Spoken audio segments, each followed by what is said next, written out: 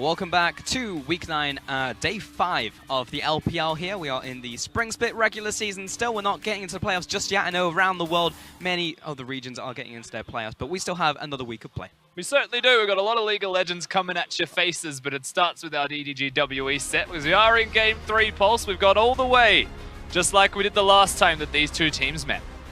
We have indeed, and there was actually a really interesting point on the analyst desk I want to explore because EDG, Clement was saying if they fall behind in the early game, then it seems like Mako can't roam and everything falls apart for them. So it's actually interesting, if EDG actually just fall behind in the early game, they might straight up be doomed. That is always a possibility, right? Remember that Mako is the last remaining shot caller of the team. He has stepped up to be the leader of EDG. He is the heart and soul now of this entire roster. He's got to work with iBoy. He's a very quiet, very strong mechanical player. Yes, he is a genius in the role. He is a prodigy that has started to really come into his own as an AD carry, but doesn't mean he can do anything by himself when he's known and all he knows is Mako's shot calling. But now they've got a new jungler as well, so how many people can Mako micromanage and still find success in, I think is a major part as to why they've been very inconsistent here and there. If EDG win early game, very easy to shot call what you're going to do next, because even if the team makes a mistake, it's harder to get punished because you're already winning. You're absolutely right. It does feel like there are 9 people in the game playing League of Legends or MOBA, and then you also have one person who's playing on RTS at the same time. And Mako's just trying his best to win against the whole team. From Cloud9 here right now, basically, with the amount of work that Mako does have to do, respectively, of course, for his team to succeed. Doesn't mean that his team is bad players, but they are certainly new players, especially to the roster. A lot has changed with the dynamic of EDG as a team. Not that it hasn't for Team WE themselves. Still not a very clean victory in the end for them. They had very good moments, but there was still some very big and major inconsistencies, especially that team fight we saw around Baron. With all of that said, it just means anything can happen in this third game between EDG and WE. And it's going to start off with the bans and the picks, of course. EDG will take away the Tamkench and the Karma. That's going to be responded by the Swain and Varus, ban out by Team WE. The Swain is, of course, as you would expect. The Olaf is the ban that is sure to follow. The Scion is gone from EDG. Looking towards the first pick in particular, EDG being on the blue side, they've prioritized the Sejuani in both games. They're not going to do that this time around. They have completely changed it up. This is a big change up for sure. Caitlyn's going to be taken away here actually by WE and rounds out the EDG bans with Scion. First pick of Xayah for EDG right here. And importantly, Olaf is still up. So if WE wants to just lock that one in right now for Magic, then they could absolutely do so. Why wouldn't you as well, right? With the Olaf available, Magic able to play that pick. You're expecting the Rakan on the opposite side too, so if they want to take away the Rakan, deny the duo, they could. Seems like even the Olaf's going to go completely missing in this draft. Things have just shifted. Olaf, you could go towards your Alistar if you wanted to, but why not pick your jungler now? There's a second pick, man. Yeah. It's probably just going to be the Olaf. I just wanted another couple of seconds to decide on the same champion. Swap to Tristana with 0 seconds left. I mean, the nice thing here is that Magic doesn't need to swap his champion with anyone since he just locked it in himself. So. Hey, there you go. That's the 200 IQ pick order. Exactly. But that will be the Tristana into the bottom lane for Mystic. So he's still on a very much a carry pick into the bottom lane. He is looking to be square and center for WE to try and win them this game. EDG will look towards the Sejuani, so not prioritized, but still picked up in the second phase here. And of course, it wouldn't be Xayah without Rakan. That'll be locked in here as well for EDG. Prioritizing, picking their own respective roles of the junglers in this game. Tristana should always go with the Alistar. There is a chance you go towards something like the Braum just because your lane opponent's there. Braum is very good into both of them, mainly the Xayah. But when you've got a Tristana, you can have the OG combo, you know, the level 2 all-in threat's still going to be there, still going to be prevalent. The rest of the map, it still scales up nicely. When you round out the team composition that WE have got for themselves so far as a 3-man unit, they could use some extra damage. But more importantly, they need some guaranteed crowd control. I'd love to see Xie pick up something like the Rise here.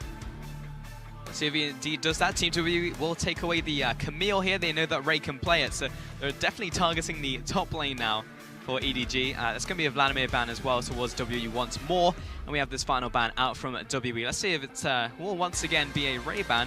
There is still no mid lane pick, so they could also target Scout right here. Last time around, of course, we saw a Syndra ban from CA, which was very curious. I think the Xayah is better suited to that, so perhaps not going to be seen this time around. The Azir is something that you could look towards taking away as well. I will flag that Talia is open right now for Scouts, and that has been a massive pick for him. Indeed, it was banned in Game 1 and Game 2, and WE actually choose to ban away the Rise in this third game. EDG will take away the Gnar into top lane as well against 957, and WE, either they take away the Talia here, or I have a strong feeling Scout will probably take it. They may have actually got a plan in place here, Pulse, for the Talia to be seen from EDG. Of course, you can afford to go towards it, knowing full well that Xie could have a counter pick. So I think what WE have done here, and I like this, and I would hope that they're able to secure themselves at least a top laner, whether it's Gangplank or not, is hide their mid lane, dare them to pick the Talia, and then go for a, not necessarily just a counter pick, but something that better suits the team compositions here. So if it's something that you want to do aggressively, like let's say a Kassadin, then you could pick that. You could afford to scale through and start to out-team fight your respective opponent. At the same time, EDG could just simply lock in the Azir and try and avoid that trap altogether in case Xie had something cooking. And it will indeed be the Azir. There is always traps when you lock in Azir. If you've been watching the LCK, counter picks are everywhere. They're just abstract, something that you need to practice, not something that you would often see. The likes of a Xerath, Vel'Koz are things that you have seen as counter picks to it in the LCK. Have to see if Xie has got anything cooking. And that will be the Fiora once again. We saw it in Game 1, out from Rain. We saw the carry in Game 2, that was Camille. In Game 3, it's back to the Fiora in the top lane. Also into the Gangplank matchup once more. See if we can actually make this one happen, because it was devastating in Game 1. And that's the Cassiopeia for Xie. So we've seen it already in this series from Scout. Got him an MVP, in fact. Now Xie trying to do the same thing. And no surprises, of course, to see Xie lock in something like the Cassiopeia here to round out the composition. It's not a hard counter, so to speak, to the Azir, but the way that the matchup works is definitely still gives a slight edge towards the Cassiopeia for the early laning phase, as you would expect. So when you look at the composition from Team WE done here, the mid-jungle duo is still strong. So a very redeeming feature of their entire composition, and something that EDG will have to respect. And that's scary. Haro has hardly existed in the early game, and now he's going to lose tempo in the jungle for the matchup, and he has to try and contend with that 2v2 that could be coming at him. Pretty scary stuff. Yeah, WE, if they can execute on the early game in the same way that they did in Game 2, it might be just EDG falling right there and then, because EDG have shown that from behind haven't really been able to do too much. They've obviously looked for plays. They went down fighting and swinging, but WE were able to beat them in every single one of those team fights. And coming into the third game, they have banked once again on this laning phase. Need to see some better trading in the early game, I think, from EDG this time around. Bring the Sejuani down to the bottom lane. You know the Zaira Khan's going to try and commit. It seems to be a trend now that at level 2, Mako and Iboy are going for the all-in. And does anyone have a response to that is always going to be the question. I think that an Alistar Tristana draft is fantastic as a countermeasure. Just level 2 power spikes are very powerful. You could bring an Olaf down. But I would expect a Sejuani to be there. I think that's what you have to look towards. Can Haro contribute that when you expect more often than not that Magic will be around the middle lane as he hovers that area? I mean, that's it, right? Because you're, of course, looking for Olaf to affect the bottom lane, just kind of run at the enemy AD carry, whereas Haro on the Sejuani, we've not seen a whole lot of good things when Haro walks into the bottom lane. It usually ends in disaster. So this is another chance for WE to win through the bottom side, have that Tristana scale up into the third and final game. They're banking on Mystic. Let's see if he can do it, because this will be a massive win for either team. They can take it.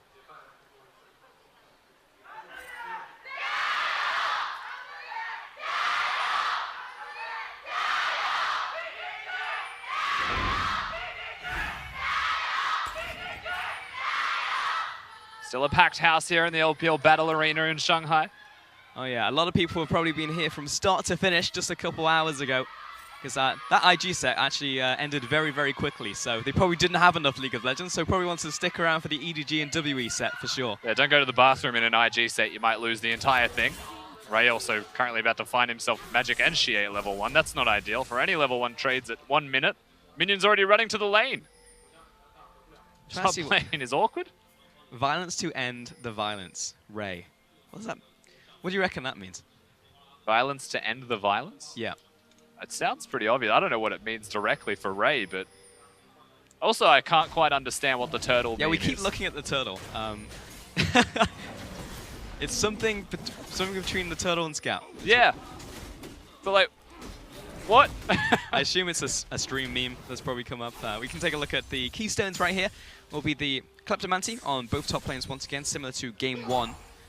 And fleet footwork also on the AD carries. Yeah, identical game 1 rune setups here for the top laners. Of course, Fiora is always aggressive towards a Gangplank, always wants to step up and hit him, and Gangplank will more often than not use the Qs on the Fiora, as she's not a tank, so that's meaningful damage, especially once you have the Sheen completed. So it's all about making money, and if someone else has Kleptomancy and you do not, you start to get outscaled. Have to take it in the top lane. Scout's getting run down now by Sheer. And He's landed actually the dead. next Noxious Blast. Scout flashes over the wall, Oh, but no. Sheer will follow. If that one had landed, he was dead to rights. But Sheer, both of those flashes have been burned in mid lane now. That was 2 summoner spells, however, for Scout in the mid lane, so losing that trade out indefinitely. He's going to try and hang around, has to use both of the potions. I'd rather be Sheer in this situation. Things have started off very well for the mid lane of Team WE. And knowing that there's no flash, knowing that there is no heal, you're just seeing a giant target put over there as a bullseye for Magic to sprint at. For sure, and you know he loves mid lane. On WE, he'll definitely come to that mid lane if he's not affecting the bottom lane. Now, Haro is actually in the bottom river right now. He's got level 3 and double buff, so we'll just try and get a bit of vision, bit of control down here, and also be ready to respond just in case Magic was looking for a gank, but it's actually going to be the recall out here from Scout, and Magic is lower mana anyways. I can go ahead and take a look at the runes out from Rakan right here. Resolve second, taking Bone Placing, and Sorcery first, taking Ares.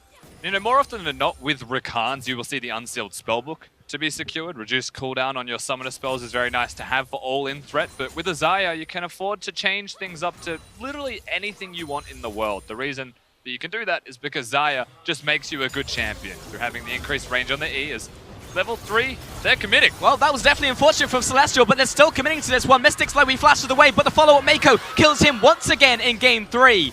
And Magic, he's here, but it's too little, too late. And speaking of good champions, Mako proves exactly why Rakan is that good. He just styled on Team WE. There was no way that they weren't going to get out with that kill and get to safety.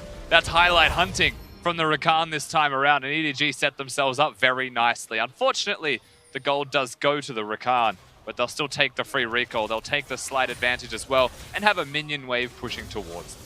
Bit of a whiff there from Celestial. Lands the headbutt, then doesn't land the pulverize, and of course that's the counter engage from Mako. That turns into another kill into the bottom lane. This keeps happening in this series. You can see it again. Yeah, you'll see the headbutt. You won't necessarily get a chance to see the pulverize. He'll just hit the ground angrily after missing, and double knockup. Ignite's already in place, and there's still the dash to safety available from Mako, so he can flash forwards. He can get out perfectly fine. Yeah, really massive blunder there from Celestial. I mean, Olaf was just around the corner. Maybe they could have waited at the same time. Of course, this lane's going to have the propensity to want to go in. It is a Tristana and Alistar at the end of the day, but EDG once again diffusing that situation, getting a kill onto that Rakan. Meanwhile, in the mid lane, got double drones picked up from Scout. He didn't have a whole lot of gold to spend since he had to take a back time he didn't really necessarily want because Shea put so much damage on towards him. Yeah, the pressure continues in that middle lane. In the 1v1, it doesn't necessarily mean that either of them are unlocked. Oh. Nice cancel. Yeah, cancel on the rocket jump there. Mako's going to follow him down, and Ivory's still looking for this one. Celestial will back on up, but Mystic took a lot of damage. And we never got a chance to actually talk about what I mean. The Aerie for Rakan is actually a super nice summoner spell. The increased shielding as well, Rakan having the E, means that you can put more points into your Q to maximize your damaged output if you're going to go for a Spell Thief, so I like that a lot. It's nice to see, especially being an auto-attack based champion when you've got the Zarya there. You'll get the Aerie procs multiple times in most trades because of that. So I actually really like going towards the Aerie in this build, though it's usually an unsealed spellbook, but you'll see from the aggression that Mako can have here. Really just feels like Mako has control of this lane now. You know, Celestial's looking for engages, but every time he goes in, it doesn't work out. He loses all of his health, or Mystic loses all of his health. And now EDG are pushing this massive wave here into Mystic, and there's a pretty sizable CS lead now. And you often find, I'm a support main, so I'm just going to keep talking about it while we're going. Go I have got momentum. You'll often find that with Rakan, especially with the Qmax Rakan, that they don't have a lot of increased healing from putting levels into it. It's nice damage and it's a small amount of healing. But having the first kill for Mako, actually being able to upgrade his Spell Thieves into the Frostfang, does mean that he'll get a bit of extra healing on top of all else because it has very high AP scaling. In fact, in recent patches, they're just consistently buffing Rakan's AP scalings. They really want him to be AP. And it is working out a wonder here in this case when you look at the lane sustain in the respective matchup that we've got going here. You probably shouldn't tell me that because I'm probably going to build AP Rakan top lane. Legitimately, I think you should. We'll give it a shot and flag 2 after. You have a look at those ratios that they buffed at 8-6. I'm telling you right now, you'll probably have a go. That does sound exciting. For now, we are still on 8.5 on current patch. I'm not seeing a whole lot of Kai'Sa, even though we have seen a couple games, which we've all lost, by the way. In the top lane, 957 is just trying to farm underneath this tower right now, and Ray constantly pushing him in, as to be expected. Again, Mako coming in for this engage onto Mystic. This time, the rocket jump does come through, but every single trade is going to be won by this bottom lane from EDG. Yeah, there's no way of pushing them around. They're being annoying. They're just a giant nuisance, and we have been spending a lot of time looking at the bottom lane, even the observers, knowing where all the pressure is, where the potential kill threats are. It feels like WE on the back foot, always at risk of dying at every given moment.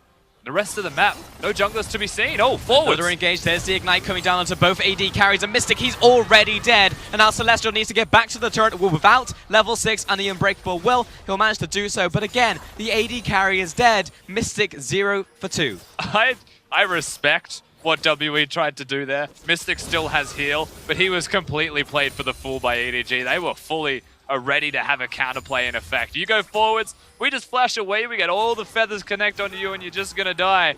And so now it's a second kill down there. Unfortunately, again, yes, it's still Mako that picks it up, but more lane control, more lane pressure, and not a jungler to be seen. More farm as well into that bottom lane. You're absolutely right. I haven't seen Magic for most of this early game, honestly. He's just been farming the jungle. He's level 6 very quickly, I will say. Ahari's about to catch up, but probably after this buff, in fact. But he didn't go towards the mid lane, didn't capitalize on Scout's flash being down. He's now got both summoners back up. Bot lane, of course, has been on struggle street, and he hasn't gone to the bot lane either, running through. Just came in for the counter gank at the start of the game. And then, well, it was already over because Mystic was dead. And to have a no summoner spell Azir sitting in the middle lane, not to be able to get a gank off, to have an advantage in the jungle to not be able to invade and get some camps. I'm glad to see that Magic has looked towards the Ocean Drake, but by the time he got here, by the time he gave it any kind of attention, there's already a 2-0 bottom lane to deal with, and now they bleed over towards the Drake. The pressure now mounts in the opposite direction. I'd say he's a little bit too slow.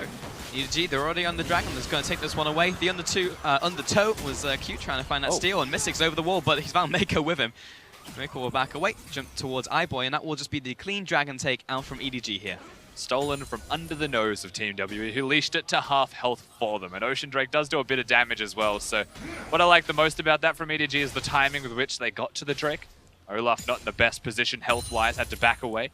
A lot of respect paid, however, from WE on the opposite side. There was a blue buff on a Cassiopeia.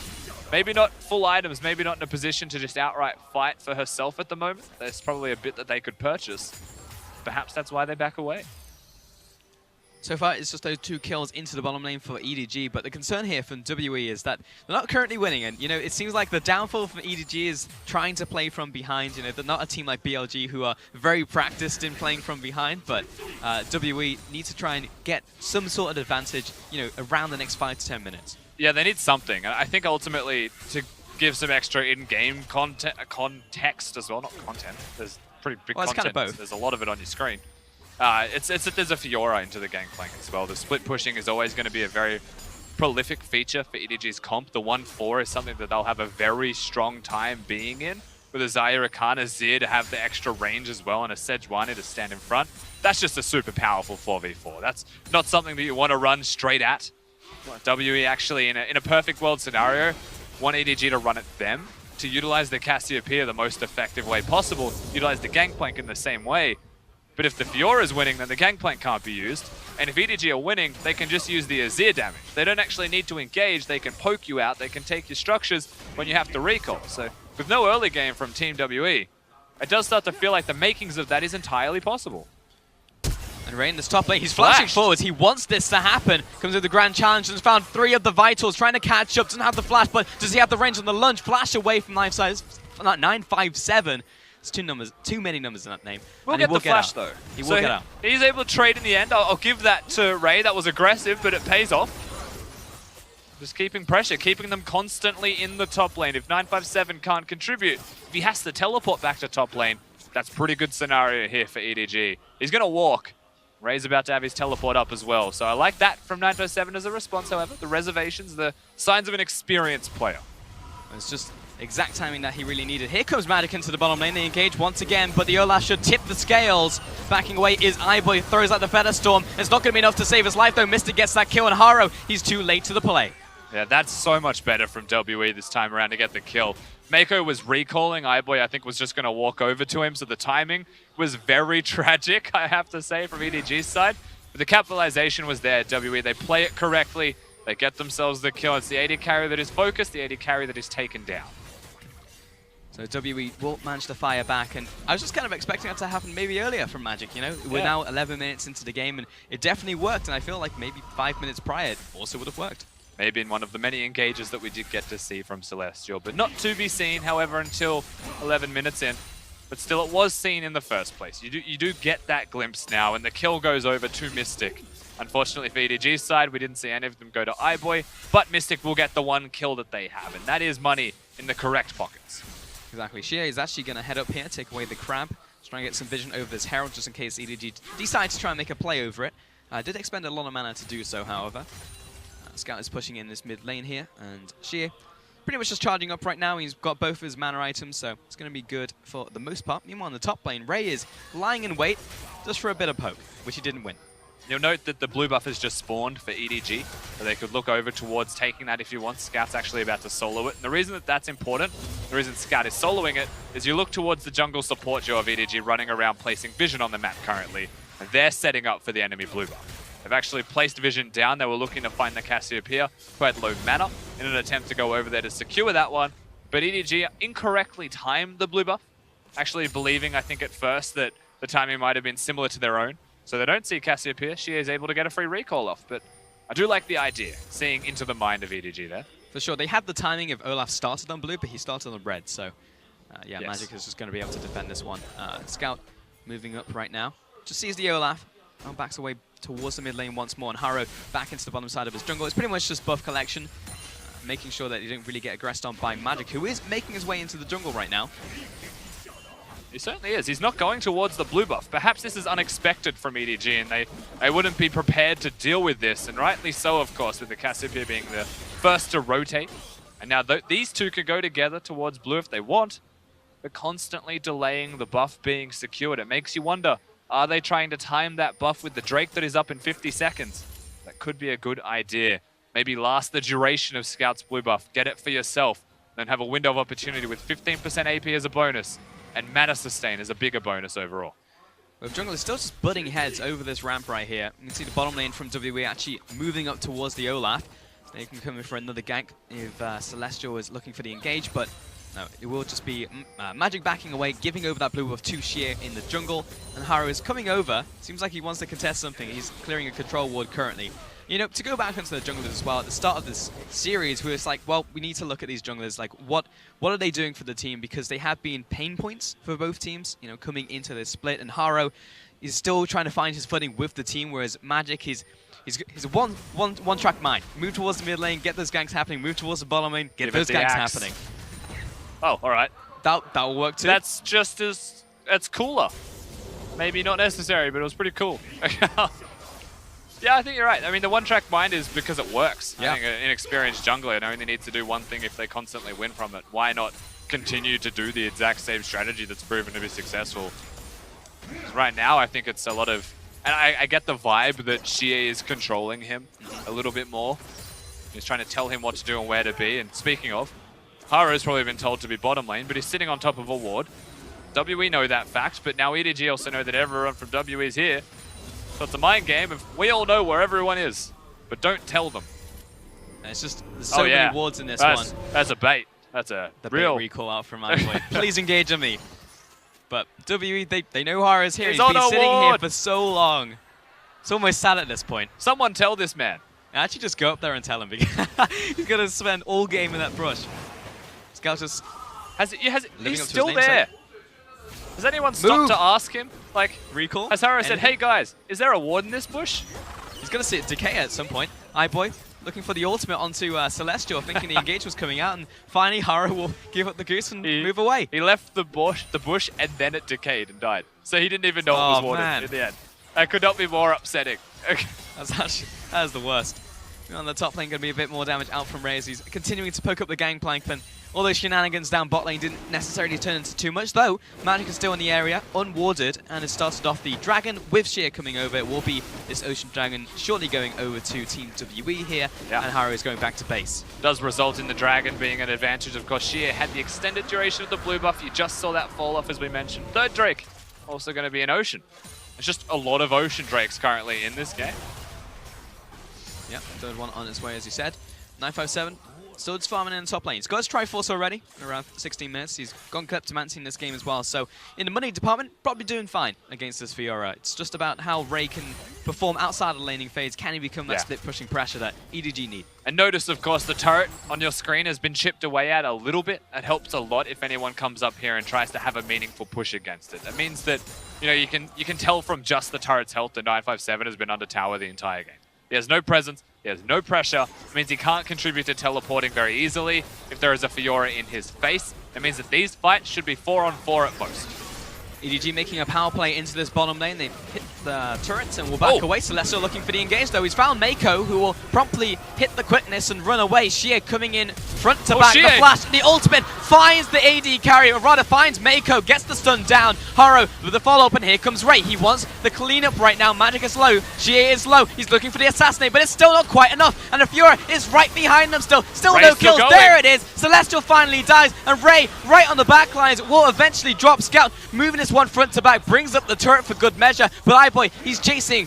He's trying to get towards him, but he is but a Zaya. That will turn into a 3-4-3. Super messy trades, but the turret still goes over to EDG. They are the winners in the end. The first turret in the game to go down. They pressure it, they push it down, they secure it. There's a lot of control wards, there's a lot of vision in place from both teams. W in particular, look at the minimap. That's actually incredibly littered. The end result is still a win for EDG, however. Ray starting to warm up, really starting to warm up. Now, this all starts with Mako being caught out of position. It's forced, of course, by WE. The flash forwards, good flash from iBoy. And they keep chasing Mako. Xie actually has to flash forwards, I believe, there with the ultimate, and they still only get themselves Mako. The teleports come in, and from this point, they're trying very hard, Ray in particular, to get this kill onto Xie, but he lives for such a prolonged period of time. Great play from Ray, however, to riposte, flash to close distance, and get himself out, and he's kiting. He's playing goalie, he's keeping them away from getting to their own base. He's defensive right there, and unfortunately, he is still going to die because his damage isn't all that significant this early into the game yet. But it was really about him just corralling the enemy team back into his own team. But it ended up in a 3-for-3 in the end anyways for both teams. EDG did manage to pick up the first tower off of that though, so the advantage does lie in EDG's hands. Now, we will have both of these duo lanes moving back up to the top lane. And there will also be pressure over this Rift Herald as well for both teams if they want to try and move towards this one. Scout just pushing in this mid lane, and we'll have the top lanes go once again into the bottom lane. But you know, it will be harder for Ray to push up now past the river. We are at a point in time as well where the rapid fire cannon is completed for EDG. They're starting to feel a little bit more empowered for themselves. 2 full items compared to the 1 of Mystic. It doesn't matter too much when Mystic's got his Q available, so the attack speed's still there on an IE rush. It's just that it's nice to see that, of course, they're utilizing the power spike timings to continue to snowball, try and push further, get some extra turrets, and that iBoy has decided to go towards the rapid fire cannon. He hasn't changed his build-up to go for damage or anything like that. He's actually committed to the excess range that can be provided from rapid fire cannon against the Tristan or against the Gangplank and against the Cassiopeia, who are all a little bit higher range than he is. You definitely want to stay out of range of that, and especially Olaf, who's going to be running straight towards him as well. It's going to help him just a little bit when he's chasing people down. He was a sad tire at the end there, couldn't quite reach the members who are running away from WE, so all going to help towards that regard. About 20 minutes into this game, we've had a very prolonged laning phase for sure before we broke the first tower. But we will have the laning phase resume in the top side as Haro is about to be sandwiched in by Magic and Xie. As Ragnarok being used, did not want to be on the receiving end of that volley of fire coming in from the Azir. Meanwhile, in the top lane, Celestial taking a lot of damage. It's not going to be the kill here. He was holding on to his ultimate. So much poke from EDG, and I really do like that they prefer to go towards Celestial first. There's Ocean Drakes across the board, so he will be able to regenerate his health, but threatening the person who wants to threaten the engage is a great way to actually navigate through trading into this mid-game stage when items are completed. He's still going to be a relatively squishy member of the team, even though he's Alistar. It's an ultimate base champ. For sure. And moving into this top lane, Haro arriving on the scene as is Scout. Got the cavalry arriving soon from WE, only just now. Magic is sprinting towards EDG with this minion wave dissipating. They choose to back away, but that tower on its last legs. You get the Predator out, you get the split push available for Ray as well, who's completed 1 item and wants the Trinity Force. And EDG are in a window of opportunity where they can siege if they want, utilizing iBoy and Mako, but they don't really need to threaten with extra members being brought about. All of the rest of them are just playing defense and preventing WE from engaging. Because ultimately, They want to buy time for what has just been completed for Ray, and that is the Trinity Force. 2 items now will be a major threat in that side lane. 2 items has also been picked up by the Gangplank though. He has his own Sterix Gauge just to really survive in the side lane against Ray. So they will be meeting each other. Meanwhile, in the mid lane, we've got that Abyssal Mask and the Seraph's Embrace out from Sheer. On the opposite side, Nash's Tooth and Void Staff completed. So pretty hefty item specs across the board. Certainly is. Of course, whilst 957 has gone towards a Sterix, it doesn't necessarily save him from Ray sprinting in his face.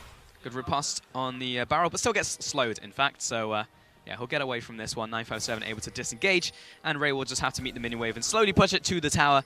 And once again, just be that threat on the side lane here from EDG as they are still continuing to pressure the top lane turret. They want this last outer turret to go down. It was just a cheeky opportunity to kill, and you're right. The top lane turret is the next place that they should be looking towards. EDG will be setting up for the next minute odd whilst they try and prepare for this as well and force WE back through vision control. Haro is the shining example of exactly that. So they will be able to secure themselves the objective from some nice control of the map. There it is. Last one going down. Mission complete out from EDG, now pushing up into the top lane. They've pretty much got everyone here. The whole family's together. Magic getting caught out by Hara right now, so much damage coming in from Scout as well. Celestial getting caught off the back end, and that's Ragnarok having to be used defensively again from Magic. The Ragnarok also is the Alistar ultimate gone. One of the 2 big ultimates that they have for being a tank, for being a frontliner, is now removed, and WE find themselves with a Baron available, respecting the Baron so much that they choose to back away. That was a Scrying Orb used to clear a Scrying Orb. That's how much they are putting priority towards the control of the Baron area. There's an Ocean Drake up. It's a second Ocean Drake if anyone would like it. But no way they're going near it. Oh, it looks like a pick is about to happen as Celestial has to flash over the wall, but there's the flash from Hara, and in fact, iBoy is the one to pick up the kill. Yeah, Hara didn't need to flash there, but he was better safe than sorry when they secured themselves the kill, and suddenly the Alistar is gone by the vision that has been forced from EDG. They're walking a very greedy position, however, is Haro. He gets himself out to safety. EDG just sitting in that brush behind red buff. Eventually someone's going to walk through here. Eventually we're going to pick up at least a pick, and then we can move towards the Baron because Celestial is down, trading in the bottom lane. Ray looking towards 957, pops the ultimate just to try and defend himself, and Ray's going to be happy with this because on top side, Baron's about to go down. Magic over the wall, he doesn't have flash. No flash. It's going to have to be an undertow steal, not going to happen. Now he's just under threat. Knockup coming in from Mako. The follow through from Scout as well is huge, but they'll just choose to back away. Baron in hand to all 5 members. Yeah, with no flash available, the only threat they had for the steal was a Q and an axe being thrown from Magic, and even then you're left wanting for more. So they knock him away. They use the Azir ultimate. Better safe than sorry once again is EDG. They secure themselves a very big objective. We mentioned this in game 1, but having a Xayah composition, being able to step up and take away turrets from your opponents is so difficult to do. So getting yourself the Baron makes it significantly easier to be able to do that, to enable that strategy in your composition, provide siege. However, WE's composition also wants them to come towards you. If find EDG engaging onto them, they usually will say, fantastic, let's do it. They'll take the fight. Yeah, that Cassiope is going to be absolutely devastating if he lands that multi-man ultimate onto EDG, but for now, with this Baron buff, they are able to push up these lanes, shove them all in, get themselves a second dragon, which will be the Ocean Dragon once again. We'll see what the final one will be before Elder. It's going to be Mountain. Of course. It's going to be Mountain Dragon. Ray on the top side, about to be collapsed on. Magic has found him. Trying to lunge to safety, getting him to speed up off of the Vitals, but him the jump out from Mystic, chasing down Ray, pops the riposte, dodging all of that damage out from the Satchel. He may be out, it depends on this axe, and it doesn't connect. Ray, in the 1 versus 4 it looked like, able to escape, and it's going to be huge for EDG. They can take at least a structure. WE throw everything in the kitchen sink at a fleeting opportunity to try and perhaps find themselves a Fiora, but the flash was used, he's out alive, the teleport's still available. This feels very reminiscent to the game 1 playstyle of WE. They start losing turrets now because they try really hard to engage onto the side laner of Ray, and they time it poorly. Oh man, they just lost so much from that. Scout completely ripped that tower apart alongside iBoy. And Ray, he's just going to go straight back because his team is pressuring, and it's a 4 versus 4 on the bot side. He wins against 957, so EDG are able to keep up the aggression, and what should have been a difficult siege into the base has just become very easy for EDG. Yeah, with this wave, they need to still be able to use the wave to threaten to stand in front of them, but Scout also having the Azir, the excess range is what you're looking towards.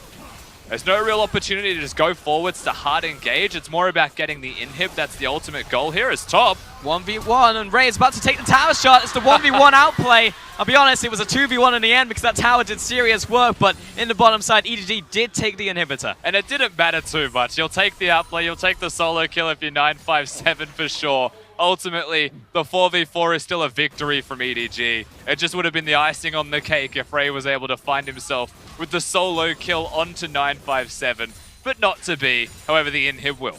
I'll be honest, the difference was probably the executioner's calling that came out from 957. Didn't get the same amount of healing that Ray really wanted from this one, but we can see this one we'll have to see. From start to finish. We'll see if that actually came into effect. The executioner's calling will mean a great deal, of course, but the vital procs here on the ultimate is also something that you have to look towards. It seems like he's not going to be able to get them. The fourth one just sitting on the wall. 957 plays that out actually very well. Hitting kegs, hitting Q, maximizing his damage output, while standing on a wall, preventing the fourth vital from being hit, meaning that he's able to survive. As a critical thing against the Fiora, if you find yourself being challenged... Hug the nearest wall. Find the nearest wall and just hug it for dear life, and then run away. Don't call for your jungler, call for the terrain to move to you. It's more important. Yeah. Preventing that last vital, so that will be the outplay there from 957. But for now, EDG will space out around the map once again. They will actually move Ray into the bottom side just to accelerate these super minions. Just kind of pat them along, pat them on the back, move them into the base, and Azir will move into the top side. So we've kind of got the makings of a 1-3-1, but EDG are about to collapse into the top lane. It's it's like it's a 1-4 with 3 in rotation. The 3 are a roaming war party at the moment. It's also interesting that they've decided to put the Fiora towards the bottom side. Of course, the teleports are still there.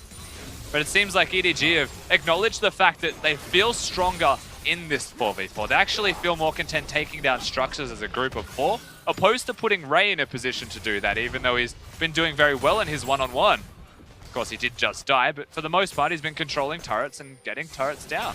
It means that they want to accelerate the pace of the game, again, just that little bit more. If you're comfortable doing that as a 4-man unit, then you are very fed.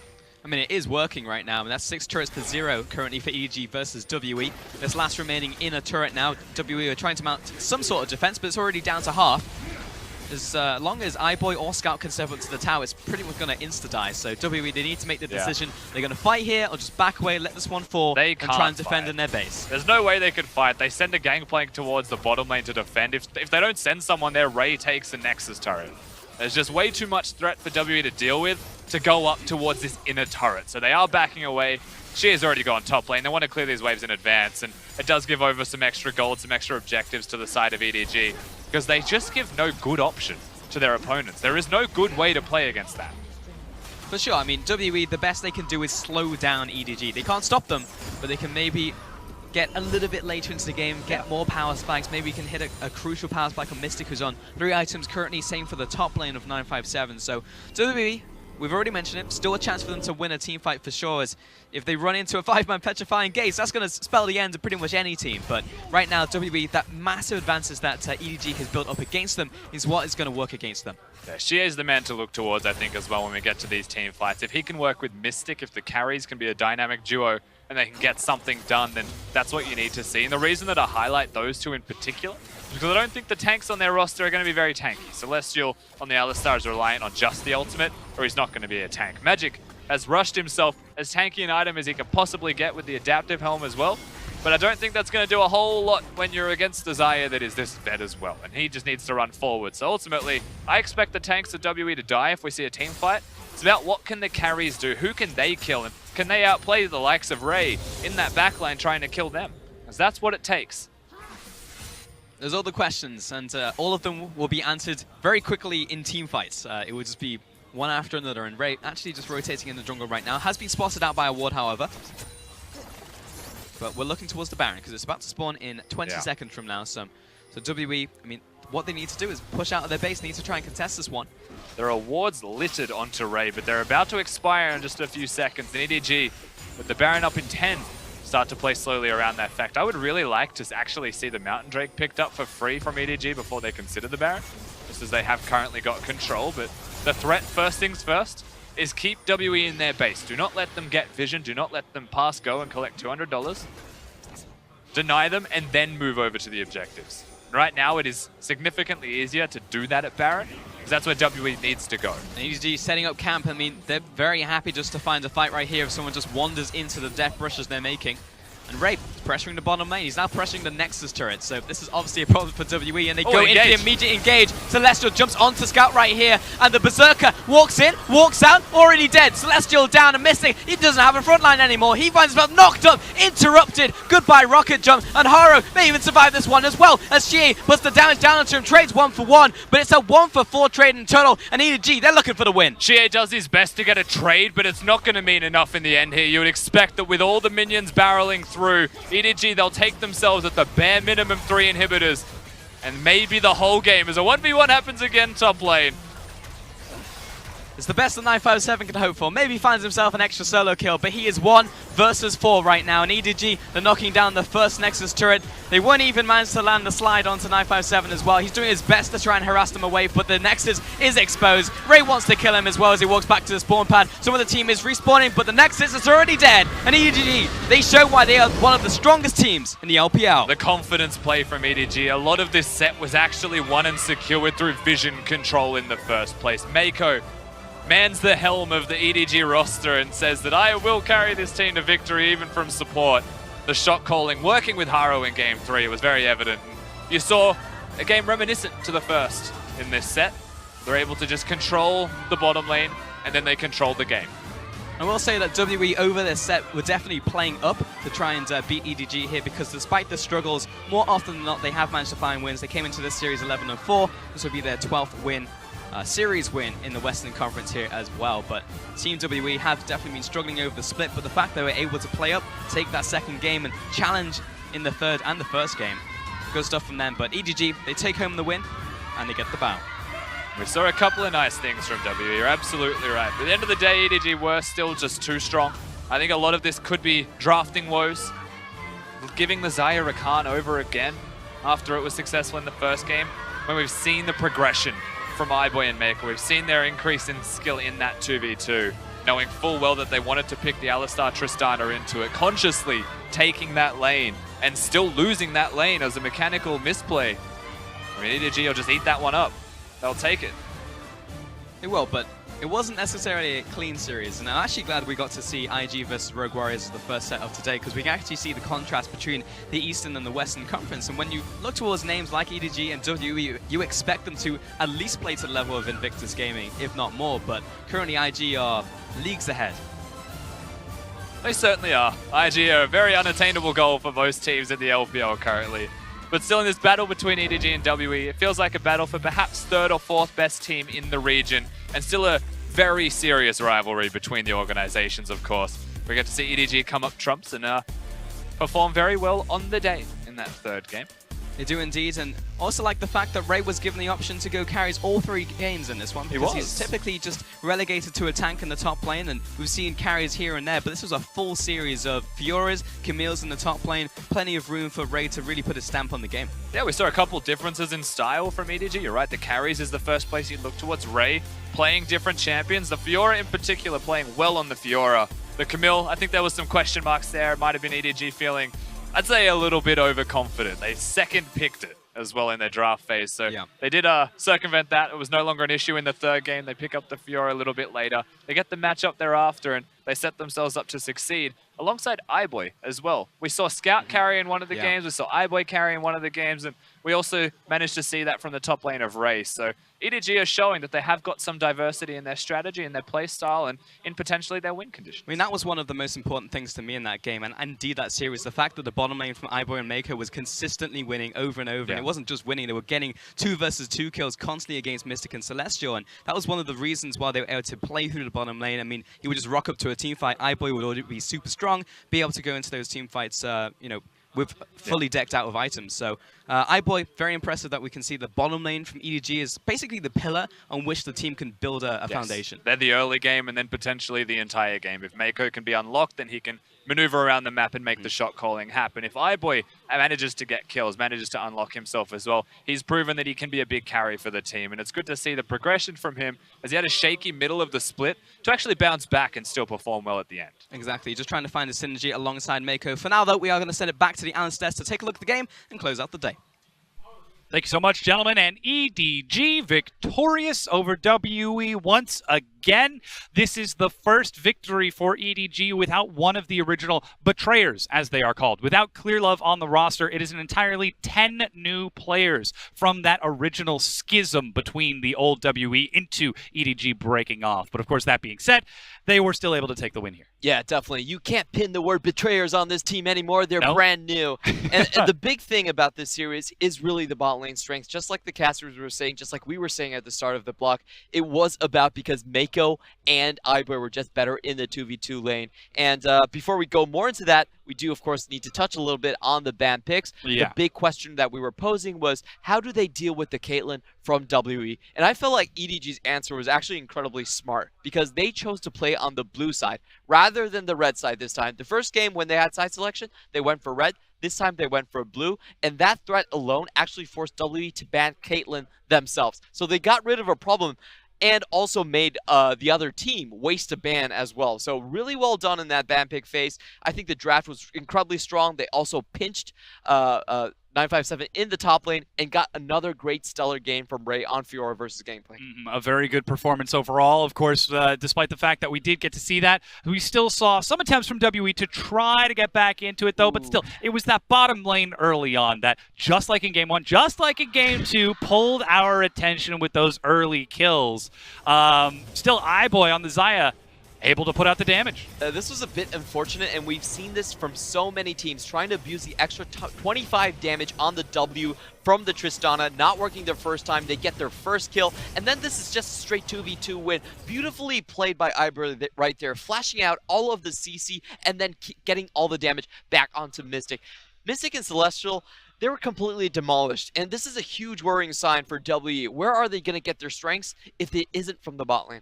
And then, of course, the fact that not only is it a strong bottom lane from Team EDG, but Mako. He's the shot caller. He's the captain. He provides direction. The question that we kept asking ourselves for EDG when they lost Clearlove is, who takes ownership? Who takes the direction in this team? All eyes went to Mako, and it's when we see him do that that they succeed. When he is able to play the likes of Rakan or champions similar, who can just force engages and force fights. Yeah, any team that wants to defeat EDG, I feel like, needs to have a very solid bot lane. They need to be able to shut iBoy and Mako down. Both of their best players are in the same lane. It's basically hitting two birds with one stone if you get the trick done, but if you don't, then Mako's all over rampant on the map and everything's burning down. Once he's just able to roam and turn it around. That said, the late game team fight, the one that turned it around, also came down to the execution that we saw. I believe it was Mystic leapt into the fight and then immediately flashed back on Tristana. We've seen that play a couple of times from him, and if you compare the bottom lanes when iBoy and Mako are on fire and contrast that with Mystic on the other side,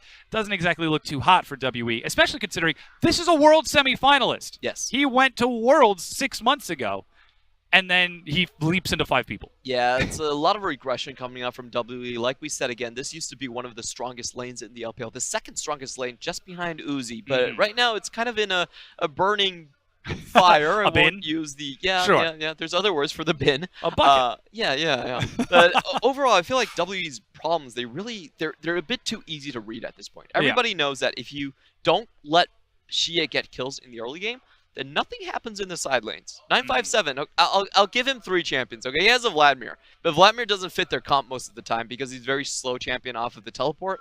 So he has basically 2 champions. And teams that can play a split pusher and can beat their bottom lane and can play safe in the mid lane, it's not that hard to do at this point. So I really do need to see WE show some promise if they are going to go far in the playoffs. Well, they've certainly got some time to grow, though, but they did just learn a lesson as Mako led EDG to victory. He takes our man of the match on the likes of his Rakan.